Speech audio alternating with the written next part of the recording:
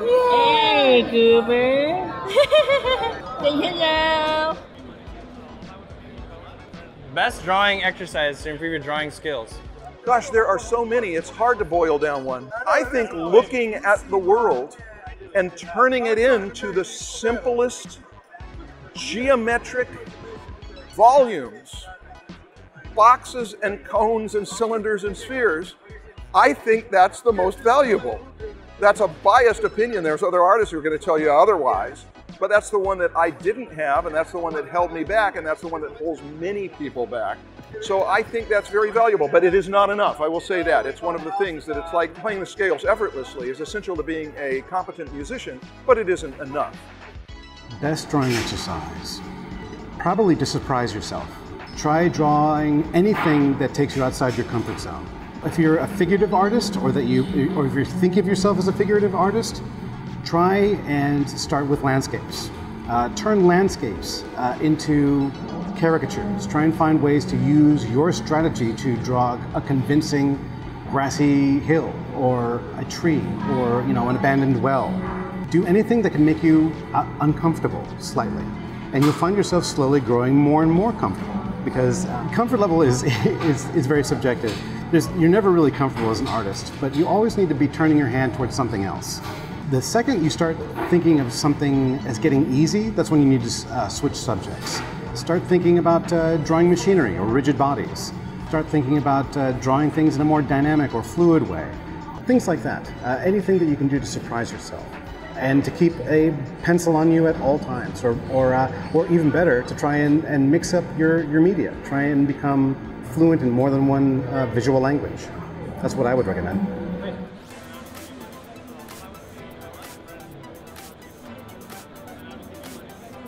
What drawing exercise do you feel like is really important? Yeah, definitely. I love doing life drawings, like people on the street, like cool outfits, cool clothes, seeing how clothes fit on the body or flow on the body, and just different expressions too is important. Like, what does an angry face look like, a happy face, laughing?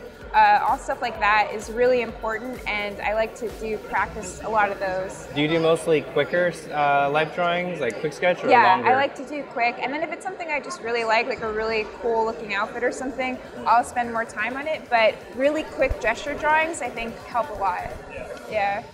Best drawing exercise, just filling up that sketchbook, just again that observation and just drawing loosely and just quickly. I do a thing where I call it blind feeling sketching, where I'm not even looking at my paper when I'm drawing. I'm just drawing, looking at the person and drawing from feeling and seeing what result that I get from that, and that's a real helpful exercise. How long is each one of those drawings? So each one of those, you got to almost like capture them within less than about 10 seconds. Okay. You got about 10 seconds, not picking up your pencil from your paper, yeah. And you just move around, and then you can look and see what sort of happy mistakes you've made.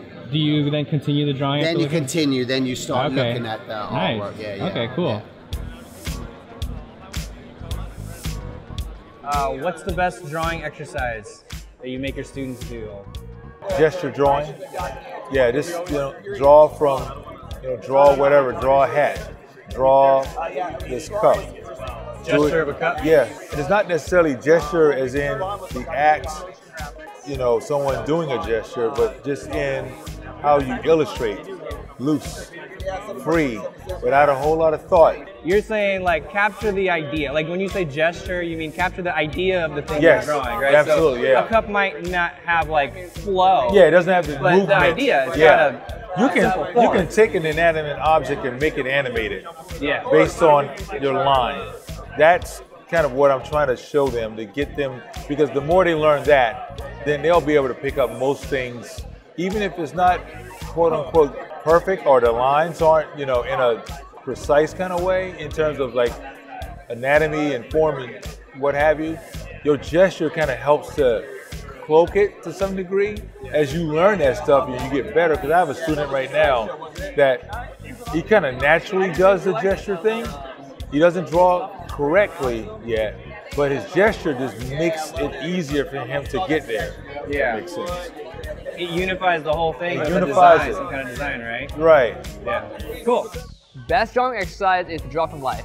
If you see a tree out there, I know, right? Of course. If you see a tree, try to replicate that tree on how it looks in space, because it is in space and we're trying to capture a three-dimensional kind of thing with a 2D skill. Best drawing exercises to improve the skills has to be drawing from life and then drawing from an artist that has the same interpretation of whatever subject you're studying. And then after that, you practice your own, you know? So it's kind of like going to the source, going to interpretation, and then you making your own interpretation. What's the best drawing exercise? Best drawing exercise. Well, for draftsmanship, it's just drawing straight lines, so just so you can do that. But then my favorite one is one from the Taiwanese artist Kren's Kuchart, where you take just a cube and then you rotate it around freehand, no rulers or guidelines or anything, and rotate it around in 360 degrees. And then you can do the same thing by just lifting up the camera and angling it down and then bringing the camera below and tilting it up. And then the next thing is just take that same exercise, but now draw stuff over it. So you could just use a box, but then just draw a car over that box and just keep rotating it and practicing at all different angles. Nice. Best drawing exercises that you know of to help students improve their drawing skills. All right, so this might not be the answer you're looking for here, but the best drawing exercises for you are those repeated exercises where on your pad you do circles all day, you do straight lines and you try to draw right back over the straight line. You make the line go from thin to thick. You go from S curves to C curves and you go from thin to thick on those, light to dark on those, because that's your dexterity. If you think about like a musician, really good quality musicians can play an instrument, make it sound like anything. Your pencil's that same instrument, and if you can make that pencil look like anything, you have that same professionalism that those musicians have in your wrist now. And that's actually more important than knowing how to draw the arm or the leg perfectly. It's getting those lines in there, because at the end of the day, the anatomy doesn't matter, it's your personality that shows through, and how you speak through your art is you. And that language comes through in your tools. That's sort of your dialect as an artist. Learn that stuff, and it'll get you a lot further with the other things, because that dexterity is also how you make the circles better, the straight lines better, measure better, and everything else. So what would you say to the people that say that like the sloppiness is part of their style and it's them? I'd say that they're naive right now, and that they need to learn a little bit more before they actually answer that question that way. Because once they understand what they're doing, it's not called sloppy anymore, it's called control. What exercises do you think are the best in developing your skill?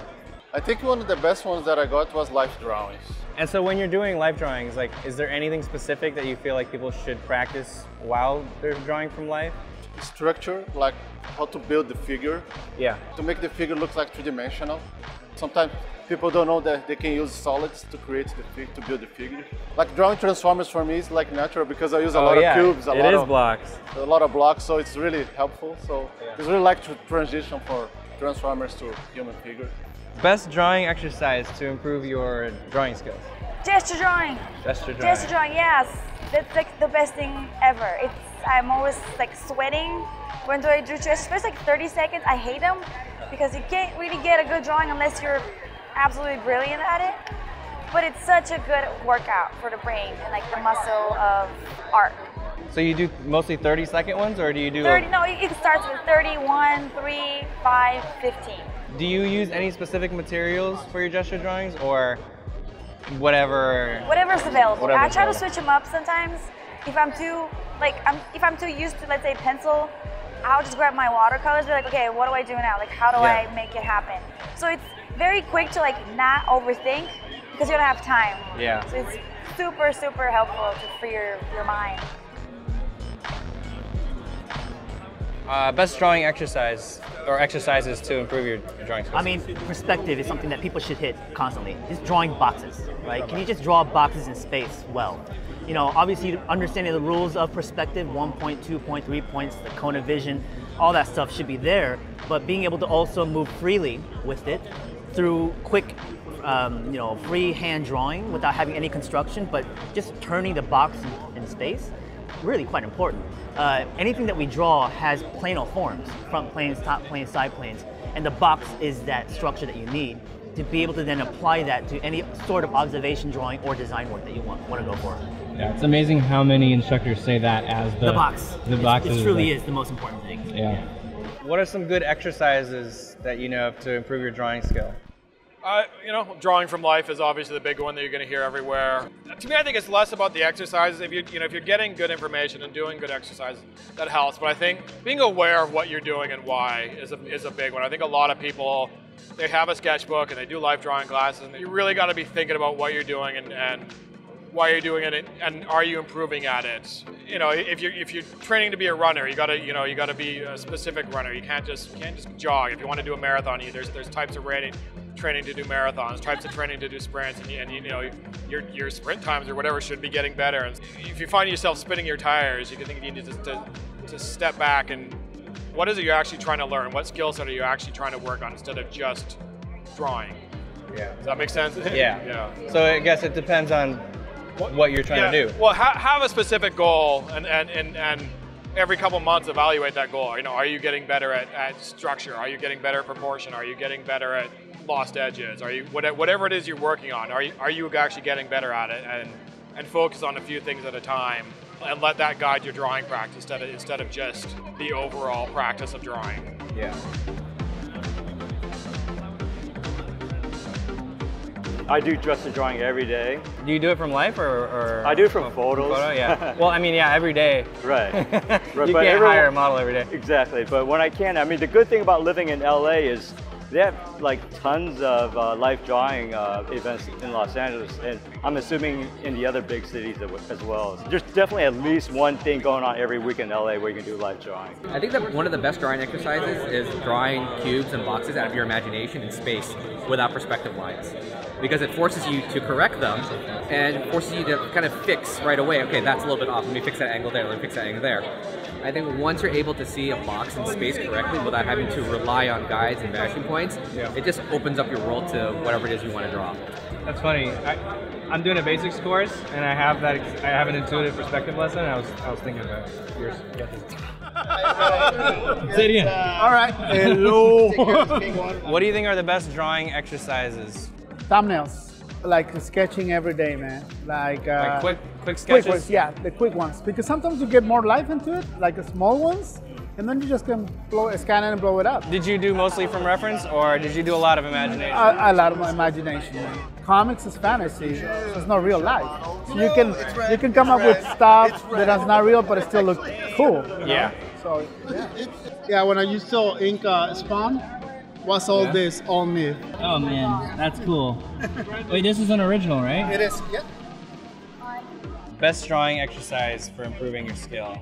Especially now, this day and age, I think kids need to be able to draw pencil to paper, first and foremost. And I know a lot of kids, like, they learn digital first. There's something lively and more natural about drawing with your hands. It's always important to learn how to draw properly, pencil to paper, before you can apply all those digital tricks to it afterwards. Because like you can't undo a piece of paper. Yeah, going a step further, actually, I was just talking to Peter Hahn, and he was talking about forcing his students to always be drawing with pen, so they can't even undo. Yeah, and that's smart. If you use a ballpoint rolling pen like a Bic, it has a pressure sensitivity. Yeah, there's really great artists digitally, like when you look at them online, and as you go through their stuff, they're all, this stuff is amazing, and then you realize they don't have one drawing on pencil to paper. So you're like, it's either they're scared or they're scared of that permanent situation. Digital's safe because you can always go back and correct something. Yeah, so even if somebody wants to be a digital artist, you recommend they do traditional because it'll help them improve faster. It'll help them improve faster, and it'll also give them a natural curve and natural flow to actually drawing with your hand, because your arms like flow and stuff. So and the gestures are even more fluid and stuff, you know, kind of thing. Versus digital, where you're just like. So I definitely recommend it. I think it will work good. I have my daughter do it. She draws traditional, and then she'll do stuff digitally too afterwards. But I make sure she draws traditional. She knows how to draw traditionally first and foremost. Okay. Hey guys, in the comments, let me know which of these exercises you're gonna try out. Or do you have suggestions for other good exercises? Leave a comment, help each other out. And remember, this is video 3 out of 4. I've got one more Asking Pros video coming soon.